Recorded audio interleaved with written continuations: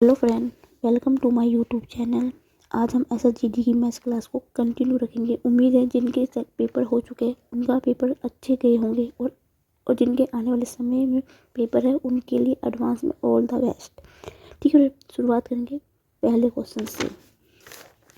क्या दे रखा? 4,000 रुपये की राशि 10% वार्षिक चक्रवृद्धि ब्याज की दर से कितने समय के लिए 324 हो जाएगी? ठीक है,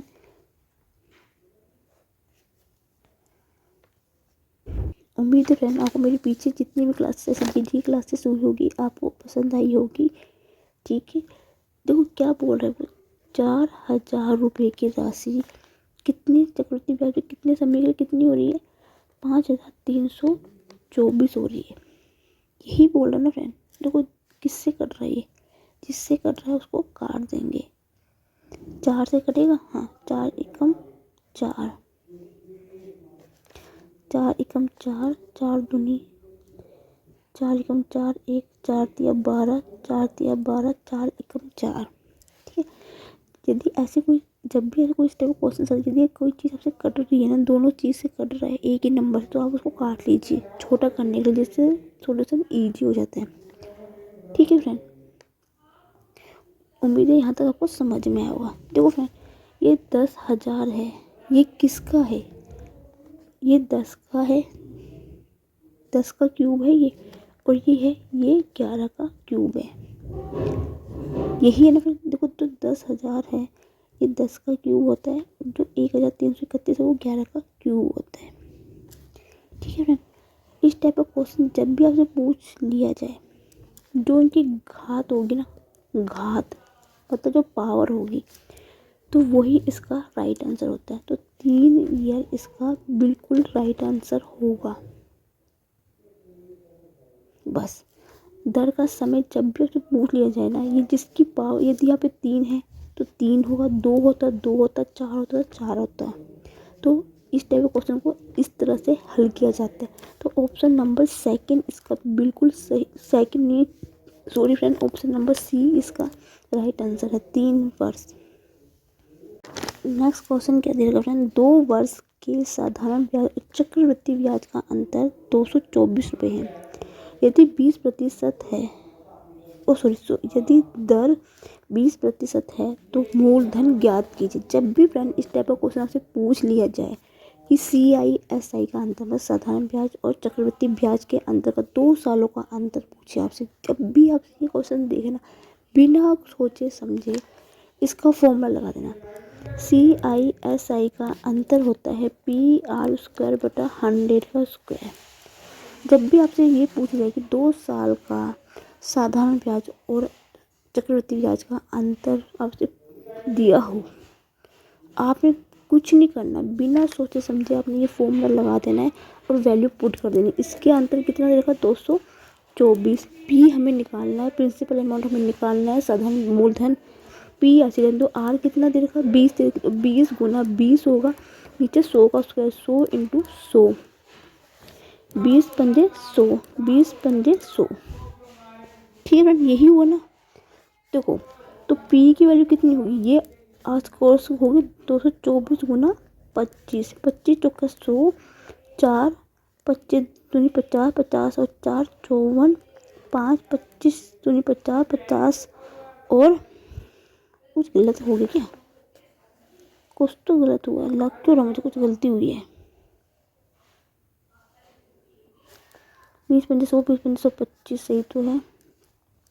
गुना करो 25 चौका 100, 4 हाथ लगा, 25 दूनी 50, 50 और 4 54, 5 हाथ लगा, 25 दूनी 50, 50 55। ये गलत क्यों हो रहा है मेरा आंसर?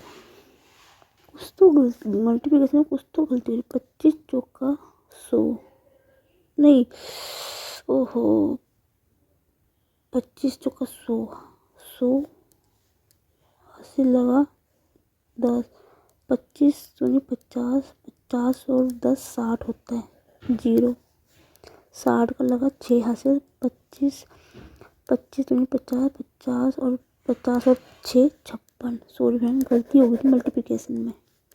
तो 56 इसका राइट आंसर होगा फ्रेंड। 5600 मेरे से गलती हुई, 10 में एक जोड़ रही थी, एक में 10 था हासिल। ठीक है, तो 5600 इसका बिल्कुल राइट आंसर होगा। नेक्स्ट क्वेश्चन क्या है, प्रकाश साधारण ब्याज और चक्रवृद्धि ब्याज के बीच का अंतर की गणना कीजिए। CI और SI का अंतर हमें निकालना है। ठीक है, इस ये 4-5 क्वेश्चन है जो SI CI के क्वेश्चंस बनते हैं। ठीक है, मैं वही क्वेश्चंस आपको करवा रही हूँ और ये पेपर में पूछे गए क्वेश्चन से सारे। ठीक है, यदि प्रकाश के पास 1200 रुपये की धनराशि है और 2 वर्षों के लिए ब्याज 10% है, तो कैसे आप इसको निकालेंगे। ठीक है, देखो सबसे पहले आपको क्या देखा, दर 10%, इसका मतलब क्या होता है, 1/10 होता है। क्या होगा, 10 गुना 1/100 होगा, 10 हो गया। ठीक है, जो ये जो होता है ना दर जो दे रखी, उसको पहले हम इसको भिन्न के रूप में बना लेते हैं। ठीक है, और हमें अमाउंट कितना दे रखी है, राशि 1200 दे रखी है।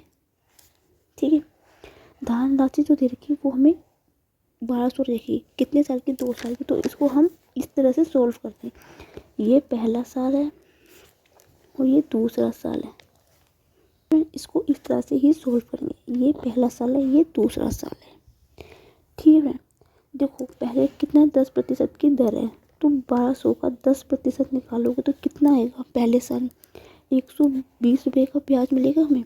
दूसरे साल में 120 में का 120 का 1200 का 10% निकालोगे तो कितना मिलेगा, इसमें भी 110 120 मिलेगा। अब फिर से देखो, पहले साल में 1200 में इंटरेस्ट मिलेगा 120, दूसरे साल में 120 मिलेगा। तो 120 में इंटरेस्ट मिला, इसमें फिर लगेगा इंटरेस्ट, तो इसका फिर से हम 10% निकालेंगे तो 12 होगा।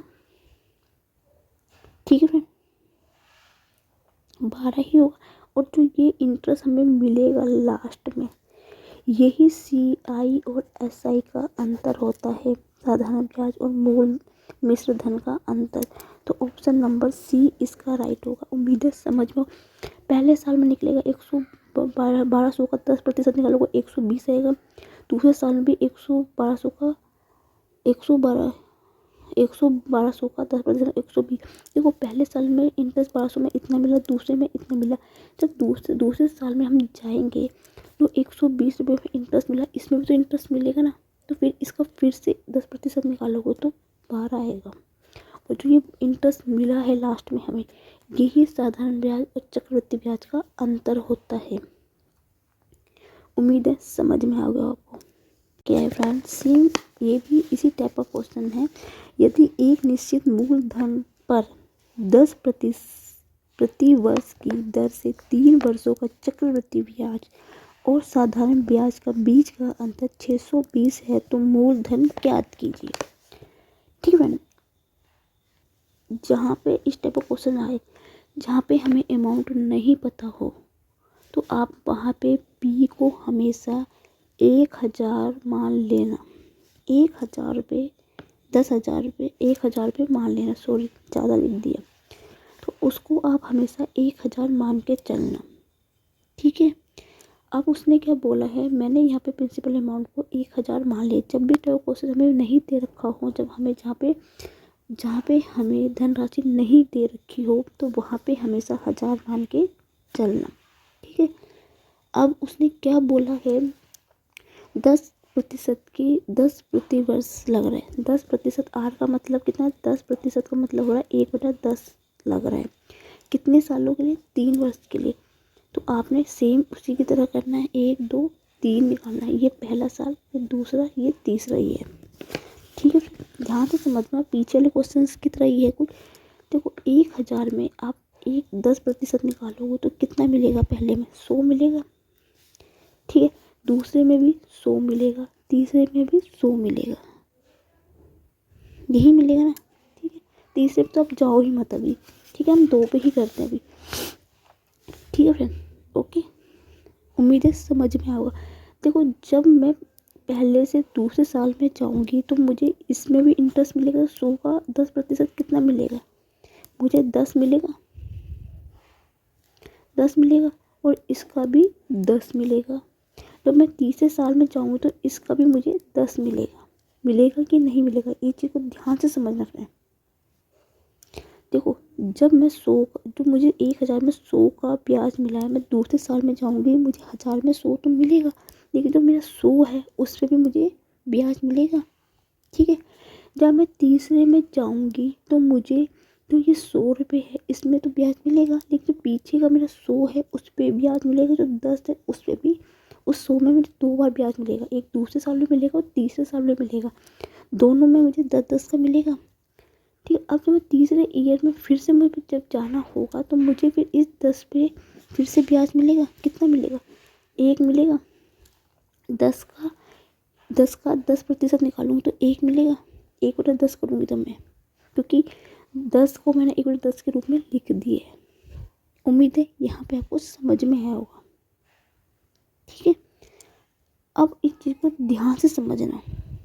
ठीक है, इस चीज़ को ध्यान से समझना, जो इन दोनों का ये जो निकाला है जो मुझे ब्याज मिलेगा, ये मुझे 3 साल का 3 ईयर का मुझे CI और SI का अंतर होगा ये। ठीक है, उम्मीद है समझ में होगा। पीछे वाला प्रश्न 2 साल का था, ये 3 साल का, तो इसमें मुझे ब्याज 2 बार मिलेगा। पहले वाले उसमें मुझे 2 बार मिलेगा, क्योंकि 2 साल का तो मुझे 1 बार मिल रहा था, 3 में है तो मुझे 2 बार मिलेगा। ठीक है, तो कितना हो गया ये? इन सबको मैंने करना है, जोड़ देना है। 10 + 10 + 10 + 1 31 हो गया। ये कितना मुझे 31 मिल गया मुझे। उम्मीद है समझ में आया होगा। और हमें CI और SI का अंतर कितना दे रखा है? 620 दे रखा है। 3 साल का मुझे कितना मिला? 31 मिला, और उनका अंतर कितना देखा? 620 दे रखा है मुझे। ठीक है ना, तो एक में कितना होगा? 620/31, 31 दूनी 62, 20 हो गया। 20 रुपये मिल गया मुझे। इतना उम्मीद है समझ में आ गया। ठीक है, जब एक का मुझे 20 रुपये मिल रहा है, एक वर्ष का मुझे 20 मिल रहा है, तो 1000 अमाउंट में कितने 1 रुपये में मुझे 20 रुपये मिल रहे हैं। ठीक है फ्रेंड, तो मुझे 1000 में कितनी मिलेगी? क्योंकि प्रिंसिपल मैंने अमाउंट को 1000 माना है ना, और वही हमसे पूछा, मैंने मूलधन यहाँ पे 1000 माना हुआ है। 1 रुपये में मुझे तो 20 रुपये मिल रहे हैं, तो 1000 में कितना मिलेगा? 20 गुना 1000, तो 4 जीरो तो 20,000 इसका राइट आंसर होगा। बिल्कुल राइट आंसर होगा option number A. Next question क्या है फ्रेंड?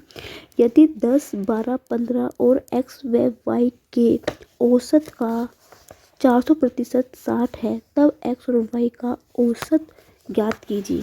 ठीक है, ये भी पेपर में आया हुआ क्वेश्चन है। ठीक है फ्रेंड, आपको पता है औसत बराबर क्या होता है? औसत बराबर होता है कुल पदों की संख्या बटा कुल संख्या। ठीक है, कुल पद कितने हैं फ्रेंड? इनको मैं जोड़ देती हूँ। 10 + 12 + 15 + x + y, टोटल कितने? 1 2 3 4 5, और उसका औसत हमें कितना दे रखा? 60 दे रखा है, और कितने का? 400%। प्रतिशत हटाऊंगी बटा 100, यही होगा फ्रेंड। ठीक है फ्रेंड, अब देखो 0 से 0 कट गया, 5 8 40। ठीक है, 2 3 6, 2 चौके 8। ठीक है, 2 दूनी 4, 2 पंजे 10, 25 दिया 50, 50 दिया 150। ठीक है, 150 हो गया। अब देखो ये कितना होगा? 22 5 37, 37 + x + y। ठीक है, एक सेकंड फ्रेंड, तो x + y बराबर कितना हो गया? सॉरी फ्रेंड, थोड़ी सी गलती हो गई मेरे से, थोड़ी सी गलती होगी मल्टीप्लिकेशन में। 400/100 है, 0 से 0 कट गया, ये 60 यहीं पे रहेगा। ठीक है, मेरे से थोड़ी गलती हो गई थी काटने में, 5 ऐसे ही रहेगा। सॉरी फ्रेंड, थोड़ी सी गलती हो गई यहाँ पे, थोड़ी सी गलती हो गई है। देखो अब ये क्या? 2 दूनी 4, 2 3 6 0, 2 एकम 2, 2 पंजे 15, 5 15 25 75 हो गए। यहाँ पे मेरे थोड़ी सी गलती हो गई थी फ्रेंड, यहाँ पे मैं वही सोची 2 0 मैंने काट दिया, और मैंने यहाँ 5 से भी काट दिया, ये मेरे से मिस्टेक हो गई थी। तो 75 ये है, 37 उधर जाएगा, तो x + y कितना आएगा मेरा? 75 में से 37 को मैं घटाऊंगी तो मेरा बचेगा 38 आएगा। ठीक है, अब क्या पूछा है? x और y का औसत पूछा है, यही तो उसका औसत है। तो एवरेज का फॉर्मूला क्या होता है? इसको 2 से भाग कर दीजिए, 2 एकम 2, 2 निम 18। बस जब भी जो संख्या आएगी उसको 2 से भाग दीजिए, आपका ऑप्शन निकल जाएगा। तो ऑप्शन नंबर बी इसका बिल्कुल राइट आंसर होगा। ठीक है फ्रेंड। 3, 8, 12 का चौथा समानुपात क्या है फ्रेंड? ये तो पूछा हुआ क्वेश्चन है कि चौथा अनुपात क्या है, तृतीय अनुपात क्या है, द्वितीय अनुपात क्या है या मध्य अनुपात। ये क्वेश्चन तो हमेशा ही आ रहा है। ठीक है, इसका मतलब चौथा अनुपात निकालने का क्या? 3:8 समानुपाती 12 और चौथा अनुपात मैंने x मान लिया। इसका फॉर्मूला क्या होता है? बाहर वाले पदों का गुणनफल बराबर होता है अंदर वाले पदों के गुणनफल के। तो बाहर 3 गुना x बराबर होगा 12 गुना 8। 3 चौके 12, 8 चौके 32। ठीक है, ऑप्शन नंबर सी इसका राइट आंसर। यदि फ्रेंड आपसे पूछा जाए कि थर्ड समानुपाती या थर्ड प्रोपोर्शनल का फॉर्मूला होता है b² a होता है। यदि आपसे मध्य अनुपाती पूछेगा तो √ab होता है। ठीक है फ्रेंड। ठीक है फ्रेंड, क्वेश्चन क्या है? 25 और 45 का तृतीय अनुपात ज्ञात कीजिए। जब भी आपसे पूछ लिया जाए कि तृतीय अनुपात क्या होता है, उसका फॉर्मूला होता है b² a होता है। इसमें a ये है, b ये है, तो b कितना है? 45 गुना 45/25। 5 निम 45, 5 5 25, 5 निम 45, 9 निम 81। ऑप्शन नंबर बी इसका बिल्कुल राइट आंसर होगा। नेक्स्ट क्वेश्चन क्या है फ्रेंड? यदि 45 और 45 अनुपात 12 समानुपात है 75 अनुपात x, तब x और 30 का तृतीय अनुपात ज्ञात कीजिए। ठीक है, एक चीज़ ध्यान रखना, आपको हमेशा तृतीय अनुपात का b² a मत कर देना, क्योंकि हमें यहाँ पे पहले x की वैल्यू निकालनी पड़ेगी। x की वैल्यू कैसे निकालोगे? यहाँ से निकालोगे कि बाहर वाले पदों का गुणनफल बराबर होता है अंदर वाले गुणनफल के। तो 45 गुना x बराबर होगा 12 गुना 75। ठीक है फ्रेंड, जिससे कटेगा 5 निम 45, 5 चिकम 5, 5 5 25, 3 3 9, 3 5 15, 3 चौके 12। x की वैल्यू मुझे कितनी मिल गई यहाँ से? 20। तो x तो मतलब क्या? 20 और 30 का मैंने तृतीय अनुपात निकालना है। b² a होता है 30 गुना 30/20। 0 से 0 कट गया, 2 एकम 2, 2 पंजे 10, 15 या 45। तो ऑप्शन नंबर ए इसका राइट आंसर होगा। इस चीज़ का ध्यान रखना कि पहले x की वैल्यू निकालना, फिर वहाँ पे वैल्यू पुट करके फिर उसको सोल्व करना। नेक्स्ट क्वेश्चन क्या है फ्रेंड? 20% और 35% के दो क्रमांक की छूट के प्रतिशत एकल छूट के बराबर है। जब भी आपसे इस टाइप का क्वेश्चन पूछ लिया कि एकल छूट के बराबर हो, तो उसका सीधा फॉर्मूला होता है x + y माइनस के xy/100।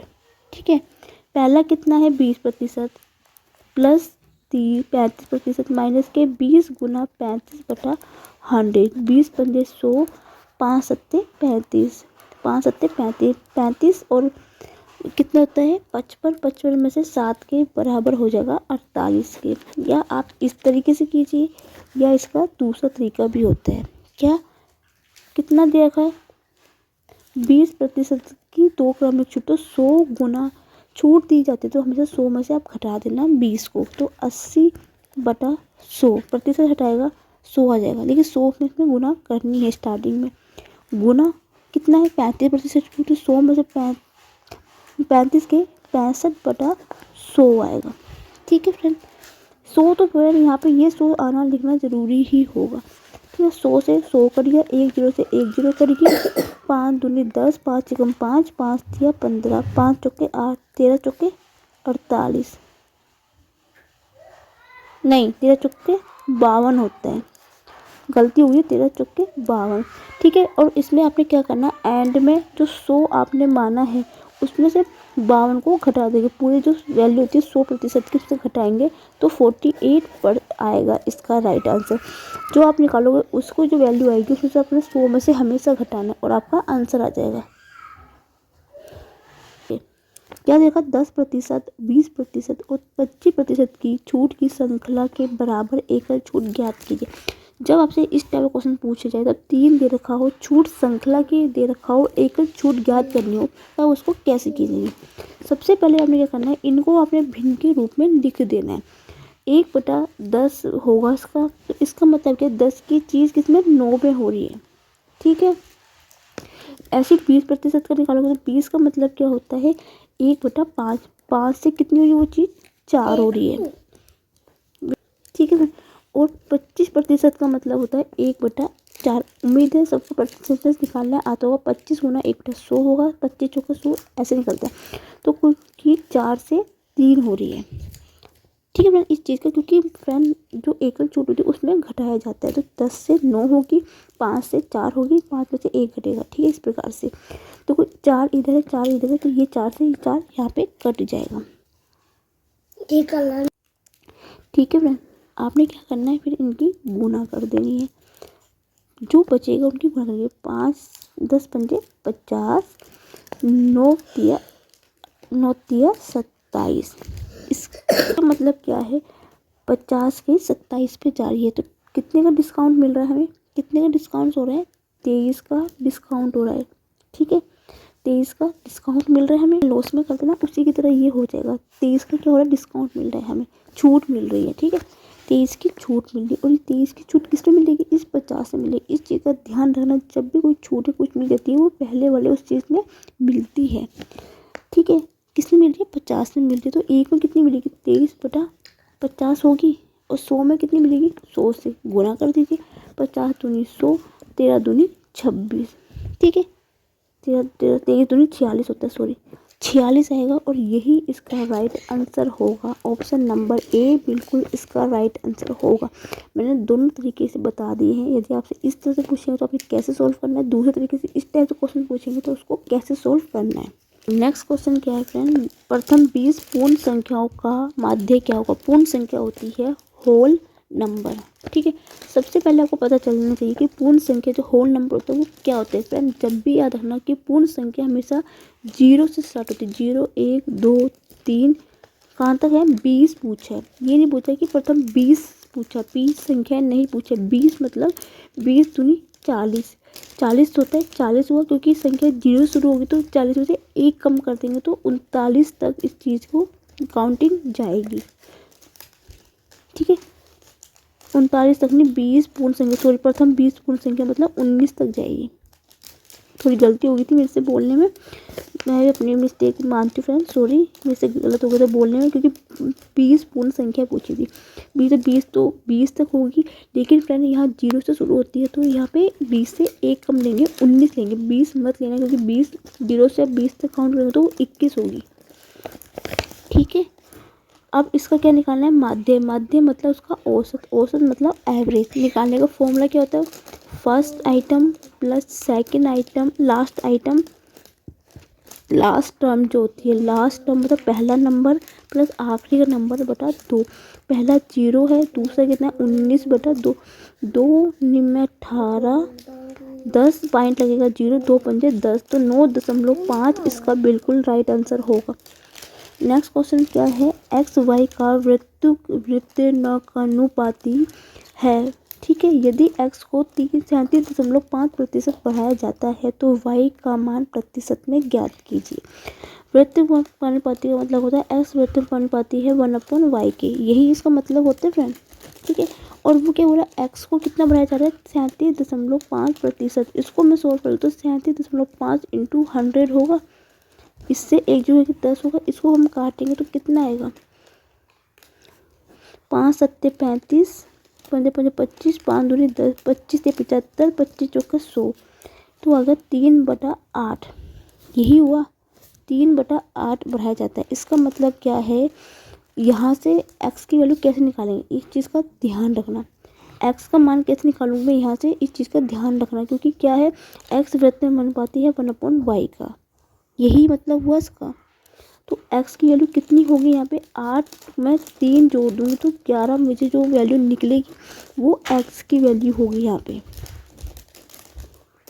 ठीक है, और y की वैल्यू कितनी होगी यहाँ पे, y की वैल्यू नीचे कितनी है 8, तो ये 8 इसकी y की वैल्यू होगी। तो इसका मतलब क्या, x अनुपात y बराबर कितना होगा, 11/8 होगा, यही होगा ना इसका मतलब। ठीक है, यही होगा ना फ्रेंड, यही होगा, होगा कि नहीं होगा आप मुझे इतना बताइए। और इन दोनों के बीच में कितने का अंतर है, 3 का अंतर है, 3 का अंतर है। और ये 3 का अंतर कितने में होगा, मैंने पहले ही बताया था, जो पहली संख्या होती है इस पे निकलती है। जब 11 में 3 होगा तो 1 में कितना होगा, 3/11 होगा, तो 100 में कितना होगा, 100 से मैं इसको गुना कर दूंगी, तो 300/11 हो गया। ठीक है, अब जितना काटेंगे उसको काटना शुरू करते हैं। पॉइंट में आंसर है 11 दूनी 22, 8 बचेगा 80।